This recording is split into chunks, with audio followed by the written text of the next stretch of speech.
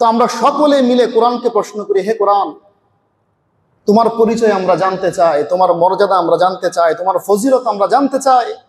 আমরা সকলেই তোমাকে প্রশ্ন করলাম। একজনের পরিচয় জানতে হলে সর্বপ্রথম তার নামটা জানতে হয়।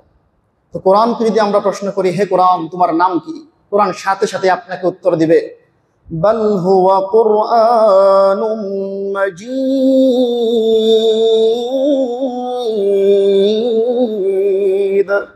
কোরআনের সাথে সাথে আপনাকে উত্তর দিয়ে দিবে, আমি কোরআন, আমার নাম হলো কুরআনুম মাজিদ। সুবহানাল্লাহ।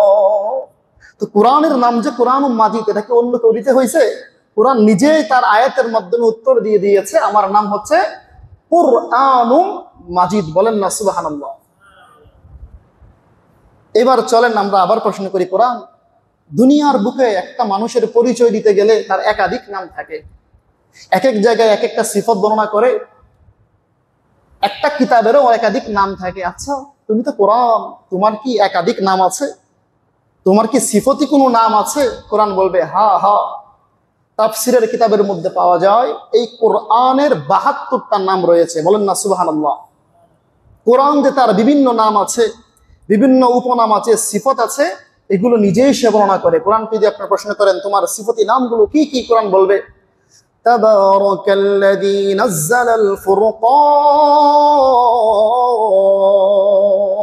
আল্লাহ রাব্বুল আলামিন কোরআনের আরেকটা নাম দিয়েছেন ফুরকান, যার অর্থ হলো দুনিয়ার বুকে যত সত্য এবং মিথ্যা আছে, এই সত্য এবং মিথ্যাকে এই কোরআনে কারিমেই পার্থক্য করে দেয়। সুবহানাল্লাহ। কোরআনের আরেক নাম হচ্ছে ফুরকান। আল্লাহ বলেন, তাবারাকাল্লাযী নাযালাল ফুরকান। আল্লাহ রাব্বুল আলামিন দুনিয়ার বুকে ফুরকান অবতীর্ণ করেছেন, মানে কোরআন অবতীর্ণ করেছেন, যার কাজ হলো দুনিয়ার বুকে কোনটা বাতিল, কোনটা সঠিক, কোনটা ভ্রান্ত, কোনটা সঠিক, সেগুলোকে পার্থক্য করে দেওয়া। সুবহানাল্লাহ। তো কোরআনের আরেক নাম হচ্ছে ফুরকান, সে সর্বদাই সত্য এবং মিথ্যাকে পার্থক্য করে দেয়। কোরআনের আরেক নাম হচ্ছে, কোরআন নিজেই বলতেছে আমার আরেক নাম কি। কোরআন বলে, ইয়া আইয়ুহান নাস ক্বাদ জাআকুম বুরহানুম মির রাব্বিকুম। আল্লাহ রাব্বুল আলামিন এই কোরআনের পরিচয় দিতে গিয়া সমস্ত মানুষদেরকে উদ্দেশ্য করে বলেন, ইয়া আইয়ুহান নাস, ও লোক সকল তোমরা শোনো, ক্বাদ জাআকুম বুরহানুম মির রাব্বিকুম, তোমাদের প্রভুর কাছ থেকে এমন এক বাণী এসেছে, এমন এক কিতাব এসেছে যার নাম হচ্ছে বুরহান, অর্থাৎ সুস্পষ্ট দলিল। সুবহানাল্লাহ। কোরআনের আরেক নাম হচ্ছে বুরহান। এই বুরহান শব্দের অর্থ হচ্ছে সুস্পষ্ট দলিল। কোরআনের মধ্যে যা আছে সবই সুস্পষ্ট, অস্পষ্ট কোনো জিনিস নাই, একেবারে মজবুত কবি দলিল। তাই কোরআনের আরেক নাম হচ্ছে বুরহান, সুস্পষ্ট দলিল। শুধু তাই নয়, জায়গা জায়গার মধ্যে আল্লাহ কখনো বলেছেন কোরআনের নাম কোরআন, কখনো বলেছেন ফুরকান, কখনো বলেছেন নূর, কখনো বলেছেন বাশীরা, কখনো বলেছেন নাযীরা, কখনো বলেছেন কিতাবুল্লাহ। কোরআনের নামের ব্যাপারে আল্লাহ রাব্বুল আলামিন কোরআনের জায়গা জায়গার মধ্যে এক এক সময় এক একটা নাম বলেছেন। কখনো বলেছেন কোরআনের নাম কোরআন, কুরআনুম মাজিদ, কখনো বলেছেন ফুরকান, সত্য মিথ্যার পার্থক্যকারী, কখনো বলেছেন বুরহান, সুস্পষ্ট দলিল, কখনো বলেছেন কালিমাতুল্লাহ, আমি আল্লাহ রাব্বুল আলামিনের কালাম, কখনো বলেছেন নূর, এটা আমার নূর, কখনো আল্লাহ রাব্বুল আলামিন বলেছেন বাশীরা, এটা সুসংবাদদাতা, কখনো বলেছেন নাযীরা। এই কোরআন হচ্ছে মানুষকে ভীতি সন্ত্রস্তকারী। বলেন না সুবহানাল্লাহ। তাই আমরা কোরআনকে প্রশ্ন করার পরে এক নম্বর পাইলাম কি, কোরআনের নাম সে নিজেই বলে দিয়েছে তার কতগুলো নাম আছে কোরআনের মধ্যে। এবার যদি আমরা প্রশ্ন করি, কোরআন তোমার পরিচয় জানতে চায়, তোমার মর্যাদা জানতে চায়, তোমার ফজিলত জানতে চায়, তুমি কার কাছ থেকে এসেছো, তুমি যে আসছো দুনিয়ার বুকে কার কাছ থেকে এসেছো, কোরআন সাথে সাথে আপনাকে উত্তর দিবে, ওয়া ইন্নাহু লাতানযীলুম মির রাব্বিল আলামিন। কোরআনকে যখন প্রশ্ন করা হয়, ও কোরআন তুমি কার কাছ থেকে আসছো, কোরআনের সাথে সাথে উত্তর দেয়, ওয়া ইন্নাহু লাতানযীলুম মির রাব্বিল আলামিন। গোটা পৃথিবীর পালনকর্তা, গোটা পৃথিবীর সৃষ্টিকর্তা, গোটা পৃথিবীর মালিক আল্লাহ রাব্বুল আলামিনের পক্ষ থেকে আমি কোরআন দুনিয়ার বুকে অবতীর্ণ হয়েছি। সুবহানাল্লাহ। তো আমরা প্রশ্ন করলাম, কোত্থেকে আসছো, কার কাছ থেকে আসছো? কোরআন সাথে সাথে উত্তর দিয়ে দেয়, ওয়া ইন্নাহু লাতানজিলুম মির রাব্বিল আলামিন। গোটা পৃথিবীর, গোটা সৃষ্টি জগতের মালিক যিনি, গোটা সৃষ্টি জগতের সৃষ্টিকর্তা যিনি, তার কাছ থেকে আমি কোরআন দুনিয়ার বুকে অবতীর্ণ হয়েছি। বলেন না সুবহানাল্লাহ। এবার যদি আপনারা আবার প্রশ্ন করেন, আমরা আবার প্রশ্ন করি, কোরআন তুমি এতদিন কোথায় ছিলে, তোমাকে কোথায় সংরক্ষণ করে রাখা হয়েছিল? কোরআন সাথে সাথে উত্তর দিবে, কোরআন সাথে সাথে উত্তর দিবে, ফি লাউহিম মাহফুজ। আমি আমার কোরআন আল্লাহ রাব্বুল আলামিনের কাছ থেকে এসেছি। এই কোরআন আমি লাউহে মাহফুজের মধ্যে সুন্দরভাবে সংরক্ষিত ছিলাম। সুবহানাল্লাহ। আল্লাহ রাব্বুল আলামিন লাউহে মাহফুজের মধ্যে আমাদের সামনে যে কোরআন আছে, এই কোরআনকে সংরক্ষণ করে রেখে দিয়েছিলেন।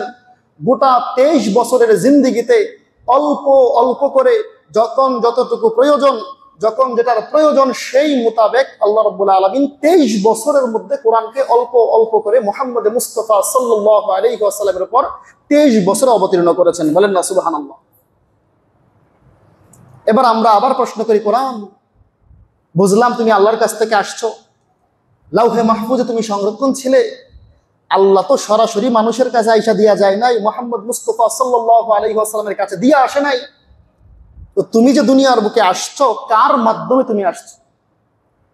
তুমি যে দুনিয়ার বুকে আসছো কোরআন, তুমি কার মাধ্যমে, কার উপর ভর করে তুমি দুনিয়ার বুকে আসছো? কোরআন সাথে সাথে উত্তর দিবে, নাযালাহু বিরূহুল আমিন।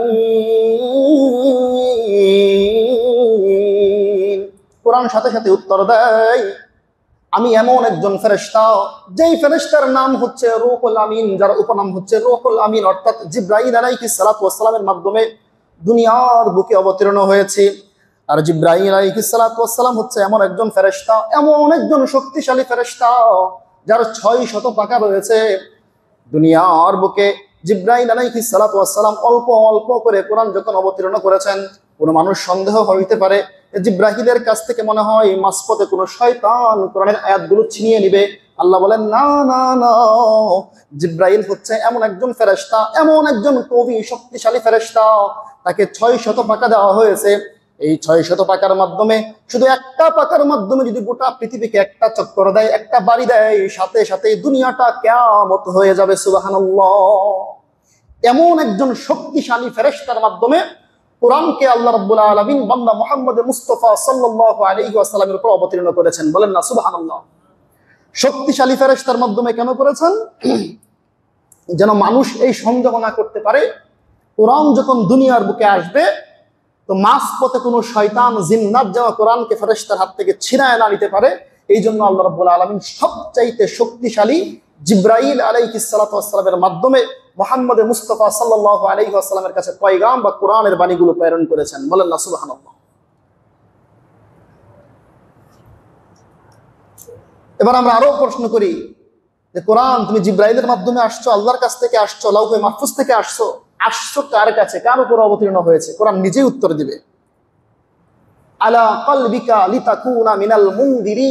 কোরআন উত্তর দেয়, আলা কলবিকা, আমি মুহাম্মদ মুস্তাফা সাল্লাল্লাহু আলাইহি ওয়াসাল্লামের কলবের মধ্যে, মুহাম্মদ মুস্তাফা সাল্লাল্লাহু আলাইহি ওয়াসাল্লামের কলবের মধ্যে অবতীর্ণ হয়েছি, যেন গোটা জাতিকে মুহাম্মদ মুস্তাফা সাল্লাল্লাহু আলাইহি ওয়াসাল্লাম আমি কোরআনের মাধ্যমে মানুষকে সঠিক পথ দেখাতে পারে। বলেন না সুবহানাল্লাহ।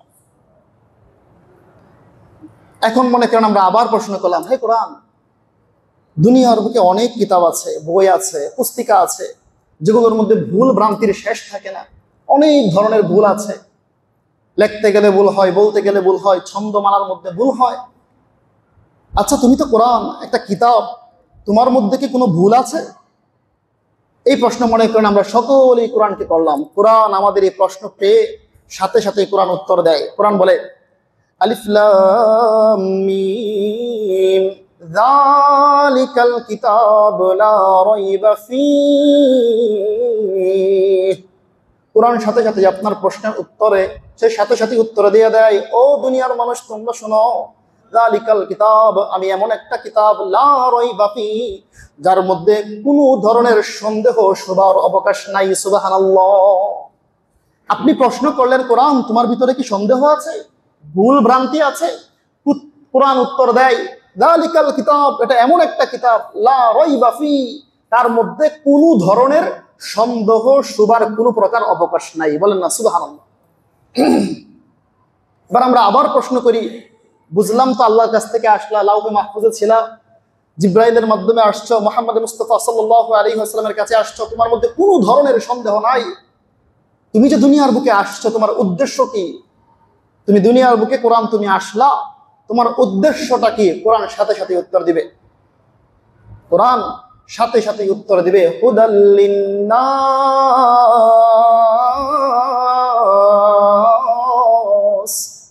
আমরা যখন কোরআনকে প্রশ্ন করি, কোরআন তুমি দুনিয়ার বুকে আসলা তো কেন আসলা, সাথে সাথেই কোরআন উত্তর দেয়, হুদাল লিন্নাস।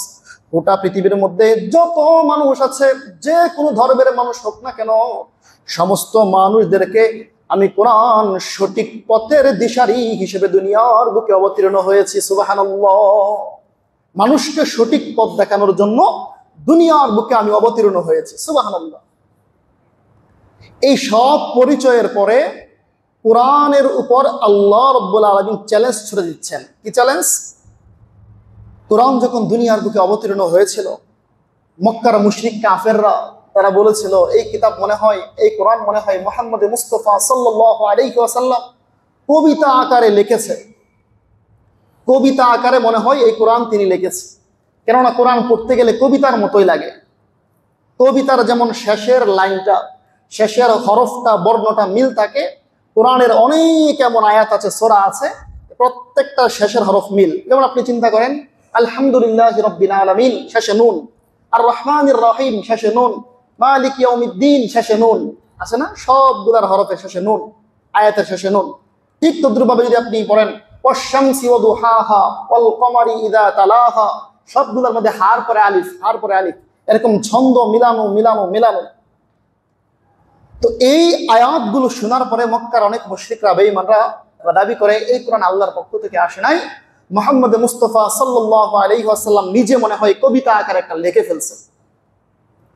এই কথার প্রতি উত্তরে আল্লাহ রাব্বুল আলামিন সূরা বাকারার মধ্যে এবং আরো অনেক জায়গার মধ্যে গোটা পৃথিবীর সমস্ত মানুষকে, ওই জামানার মুশরিকরা সহ কিয়ামতের আগ পর্যন্ত যত মানুষ আসবে সমস্ত মানুষদেরকে একটা চ্যালেঞ্জ ছুড়ে দিয়েছেন। চ্যালেঞ্জটা কি? আল্লাহ বলেন, ওয়া ইন কুনতুম ফি রাইবিন মিম্মা নাযালনা আলা আবদিনা ফাতু বিসূরাতিন মিন মিথলিহি وادعوا شهداءكم من دون الله إن كنتم صادقين।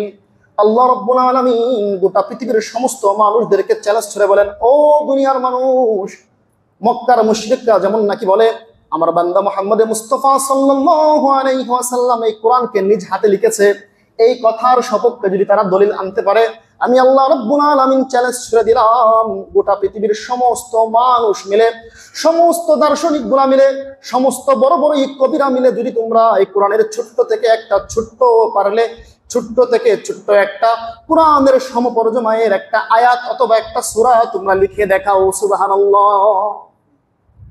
সমস্ত মানুষদেরকে চ্যালেঞ্জ করছে, পারলে কোরআনের ছোট্ট থেকে ছোট্ট একটা সূরা তোমরা লিখে দেখাও, যদি তোমরা সত্যবাদী হয়ে থাকো।